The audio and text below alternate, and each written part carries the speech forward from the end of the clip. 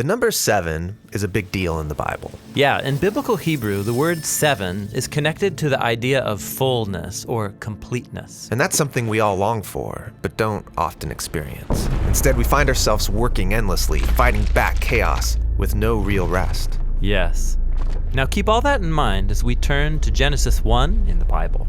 It begins with darkness and disorder, but then God speaks to bring about light and order so that life can flourish. And this happens over the course of 6 days. Each day is marked with the phrase, "There was evening and there was morning." But on the 7th day, something special happens. God stops and rests. Right. Creation is brought to its completion on the 7th day. And that phrase, "there was evening and there was morning," it doesn't appear on day 7. It's like a day with no end. On the 7th day, God's presence fills his creation. The land provides for all of God's creatures, including humans, who are appointed to rule the world with God forever. Kings and queens of the 7th day rest. I can get into that. But the humans are deceived by a dark power, and they forfeit that rest. They're exiled into the wilderness, where they have to work as slaves to the land. Until they die and return to the dust from which they came. But God wants to restore humanity back to that 7th day rest. So he chooses to give the family of Israel that experience of ultimate rest so they can share it with others. But how? They're in Egypt, slaves to an oppressive empire who's grinding them into the dust. So God confronts Egypt and he liberates the Israelites, taking them through the darkness and chaos on the way to the promised land. Now, while they're on their way, they find themselves in the wilderness. It's easy to get lost. Life is a struggle. They're not in the land of rest yet. But while they're on the way, God invites them in the wilderness to start living as if they're in the promised land. But how do you practice the future rest in the wilderness? Well, God tells them that every 7th day they are to stop their work, or in Hebrew, to Shabbat, so that they can rest and enjoy God's good world. So take a whole day to live as if the ultimate rest has already come. Yeah, this is the Sabbath, celebrated every week on the 7th day.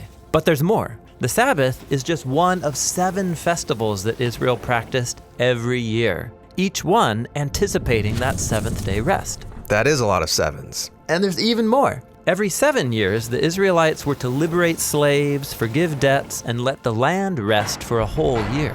And then, every 7 times 7 years was the ultimate 7th day rest, called the Year of Jubilee. If anyone had lost their land or gone into debt, all was forgiven, everything restored.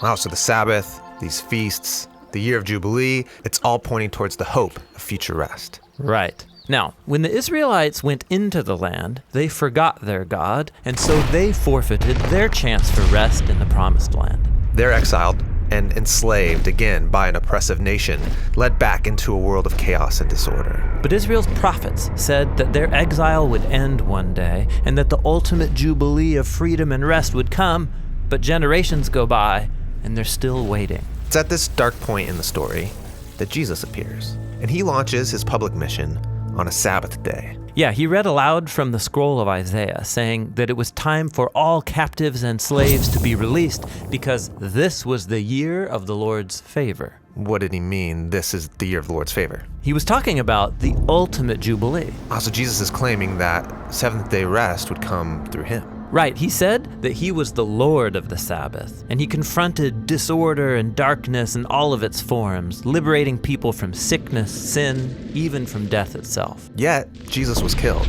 so even his work was undone. Well, it seemed that way. But notice, Jesus timed his death to take place at the end of the week. His body rested in a tomb during the Sabbath, and on the 8th day, he rose from the dead.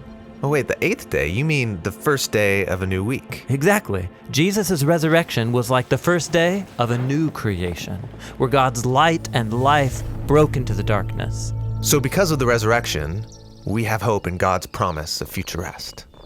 But we're not there yet. It's like we're still in the wilderness, where we experience struggle and pain.